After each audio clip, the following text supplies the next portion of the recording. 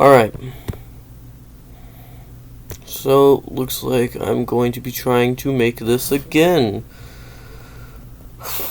Because, first time I tried to make this, the audio wasn't recording. So, yeah, basically it's just going to be similar to the first time I did it. It's just going to be a recording, or a tier list of the Percy Jackson books.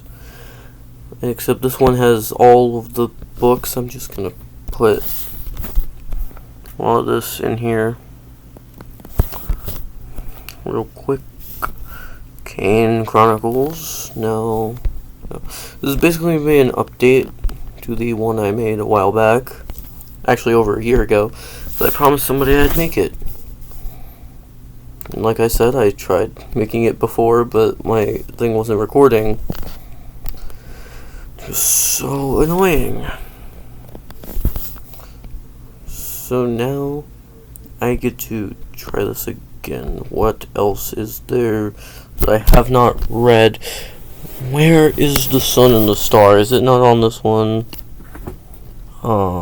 That's unfortunate. Well, anyways, I've read Magnus Chase though, and I've read The Trials of Apollo, so now I can make this. We're gonna start with the first book, and my opinions on some of these have changed. And starting with the first one, it's Olympian. I mean, it started the series. It's perfect. Perfect. It's peak. It's great. Move on to the second one. Why are these out of order? You go there, followed by you. No, that's not right. Followed by you. God damn it, I suck at this. Followed by you. And then Trials of Apollo and Heroes of Olympus. Oh, this is gonna take forever. Oh wait, I have some of these books with these covers, I just realized. I can't believe I didn't do this before. I probably should have. And the Heroes of Olympus, Book 3. Is everything in order? No.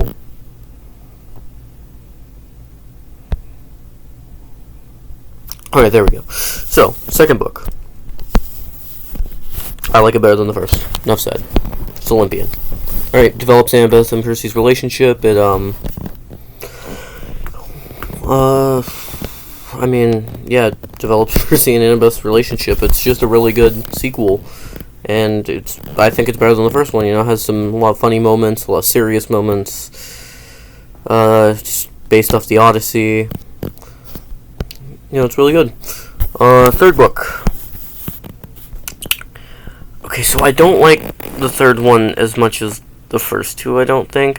But it does have Nico, and I love Nico, and he's my favorite character.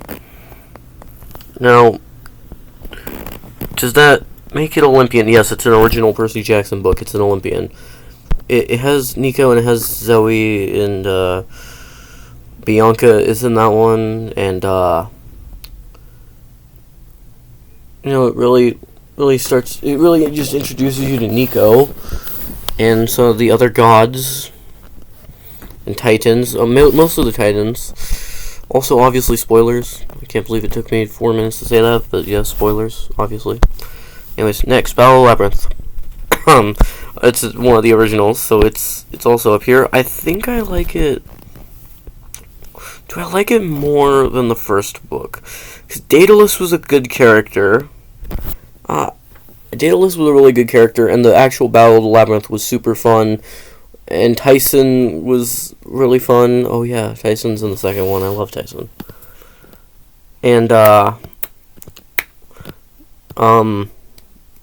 to remember, the Hecatoncheires were in this. You know, it was really good. I'm not gonna put it above the first book though. Anyways, last Olympian, I'll just put that right there. Battle of New York, Kronos, Nico being like a good guy, because he was a villain in the fourth book, kind of. And he's really good in this one. It's a great conclusion to the series. Now for the Heroes of Olympus series. Neutral for the first one. I don't know. It's just not as strong as the Percy Jackson series. Annabeth coming in was really cool, but that was near the beginning of the book. And really, Jason just feels like generic good guy and kind of like a discount Percy. Piper was actually pretty interesting, and I like her and Annabeth's dynamic. And then, there's the other one. There's Leo. I hate Leo. He's everything wrong with the Heroes of Olympus series. He's so annoying, and he's the worst. And my worst experience with this series was going to the Percy Jackson wiki and seeing on on Leo's profile that says deceased, resurrected. That hurt everything in my body to see that. Anyways, Son of Neptune now. I hate Son of Neptune, because the first 2 chapters are great. Last few chapters, they're really good. Hazel, great character. I love her introduction. I love her, I love her, she's really cool. Frank, he was pretty okay in this, but he gets really cool throughout the series. Nico was in this, it's a plus. Percy was in this. Man, and that was great. I mean, Percy being in this, yeah, of course. I mean, I'd love Percy as long as it's not like he's making stupid puns or anything. Right? Right? He's not there making horrible puns that make me want to die, right? What do you mean he's there making horrible puns that want me to die? I hate abusing books. I hate it when people do it. I still abuse this book, because I hate this book. And even as I'm saying this, I realize I probably shouldn't hate it as much as I say I do, and I probably don't. I should probably reread it. Anyways, Mark of Athena, I'm gonna put, a hero of Olympus, I don't know. Oh wait, actually, I know I ranked this, just because I hated, Son of Neptune. I know I ranked it so high, even neutral then.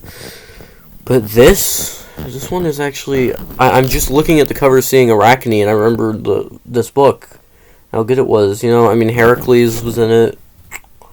Who else was in it? Arachne, obviously, but I figured that one out. It was an easy twist. Oh, right, this is the cliffhanger ending that I got spoiled for me. And, Nico's in this in the jar. Yeah, this is actually a really good one. But not as good.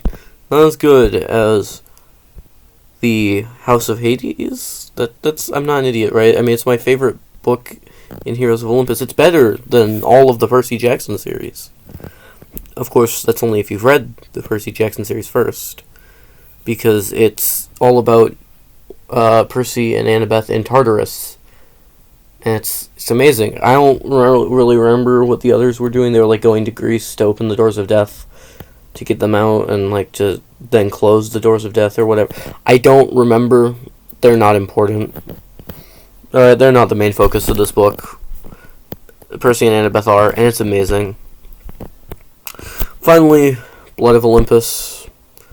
It deserves to at least be Hero of Olympus tier, I guess. Because it has Octavian's death, and I hated Octavian. Everyone hates Octavian. And if you love Octavian, you're not a real person. Now, what else does it have? It has Will. It introduces Will Solus, properly. With Nico.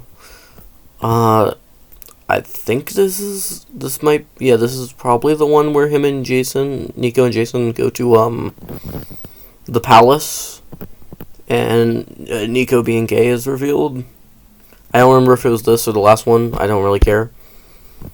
That was, because that was, a really good moment and stuff. Anyways, Trials of Apollo time.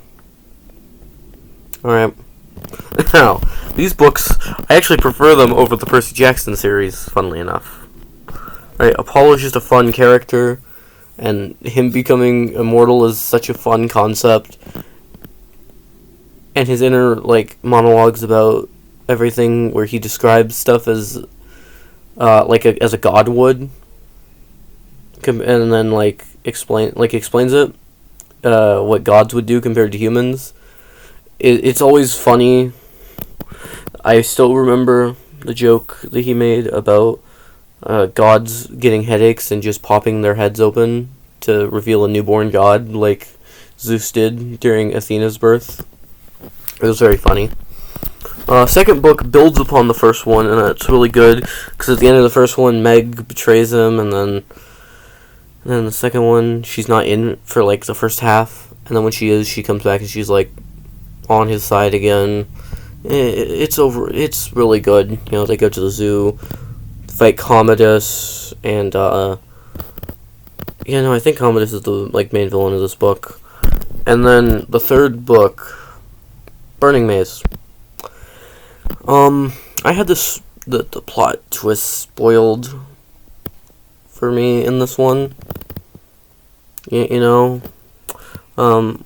I knew going into these books that Jason would die in Trials of Apollo, but I didn't know which book until somebody at my school came up to me while I was reading it and just said that it gave them trauma reading this book, and it made them cry. So that kind of told me that this would be the book where Jason dies.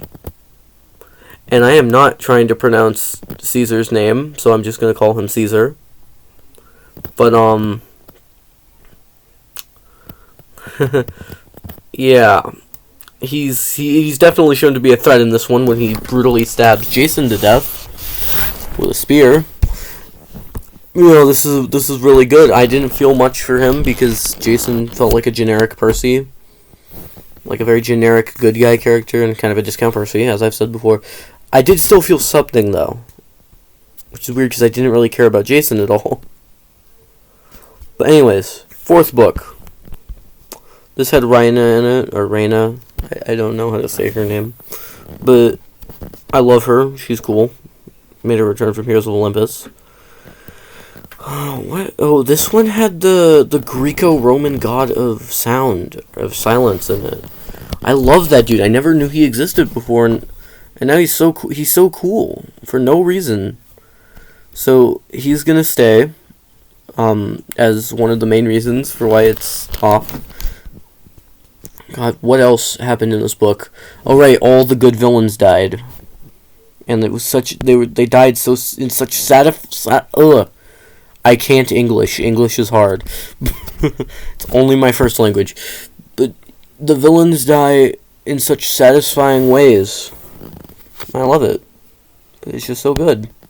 And then the final book is the only one that's not going to be in order, because I'm going to rank it below the fourth one. Just because even though Nero is a really good villain, I preferred the other two. It's all about Nero, and it's got the troglodytes, and Nico's main character, one of the main characters in this, him and Will. And it's overall, it's really good, and so it's very funny. It's a very good time, and the Python battle happens. Oh, and they reference Magnus Chase and Kane Chronicles in this. But overall, I just felt it wasn't as good as the fourth one, but only barely, really. Trials of Apollo, I just love them so much. They're such a good series. Anyways, one person watching this will understand why I just took a pause after saying that. One person. Moving on. Magnus Chase, final book series that I've actually read, because I started the Kane Chronicles, but it wasn't that. It kind of bored me, especially since I started after Magnus Chase, so I was already really bored of not Greek mythology, since I love Greek mythology, and Norse mythology is a close second, but I know nothing about Egyptian mythology, really, except for, like, a few things that were shown in this book that I knew, but most of what was in the book I didn't know. So I just kind of got bored of it and wanted to go and read Son of the Star. But Magnus Chase, this man, he's normal in this first book for the most part, except for that one time that he here, let me just rank it first. I'd say top of Hero of Olympus, but it's not quite as good as the Percy Jackson series. Magnus was normal in this book for the most part. And then there was that time that he was attracted to his aunt. Now, sure, she was the goddess of beauty and fertility, but that's not a valid excuse. This man is a gooner. I thought he was about as bad as Denji from Chainsaw Man after reading this book. And in the second book, he's actually better. I don't really recall him doing much weird things in it, which is why I'm going to put it above. Oh, and it introduces Alex, which is why it's better too. Alex, she's cool, he's cool, they're cool. I'm just gonna call Alex, I guess, they, for right now. But yeah, it introduces Alex. Thor's the main character. It's very cool. It's funny. It's mostly funny rather than cool. But the third book, I mean, it's the best one of the trilogy, I feel. It has Percy in it, Annabeth is in it, just like the first book, but she was barely in the first book. They're actually like in this for a few chapters in this. And I'll say it's better than Battle of the Labyrinth, but no, I won't, because he's worse than Denji from Chainsaw Man in this book. He's worse. He thinks about what Alex's feet look like. He thinks about their feet. Why, Rick Riordan? Why would you include that in your book series meant for young adults? Why? Why? And that's not even the worst thing he does. Ignoring the fact that him and Alex are in the snow together, and the only reason he's surviving is because he's with her, because it was a she at the time. At the end of the book, Alex, who is a he at the moment, kisses him. And Magnus's thought is, wait a minute.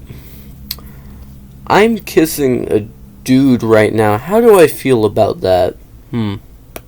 I don't care, because I'm kissing Alex. That's what really matters. And to that I say, he's kind of a simp.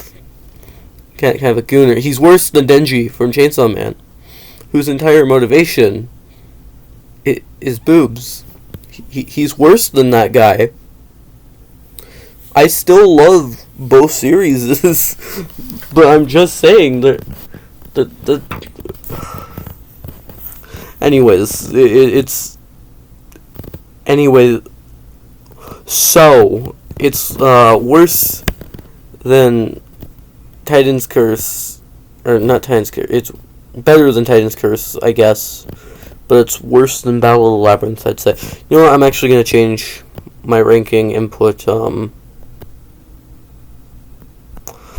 this, like, up here. I kind of want to say Last Olympian also goes up here. But the problem is I like this, but I don't think it's better than Trials of Apollo. It doesn't matter. Yeah, okay, so I guess this is my ranking of all the books I've read. I'm gonna have to get yet another tier list when I eventually have to redo this again to put Sun and the Star and the senior year adventures. But yeah, this is my ranking, my updated ranking. I don't really know how to end videos, so yeah, I'm just gonna kind of end it. Yeah.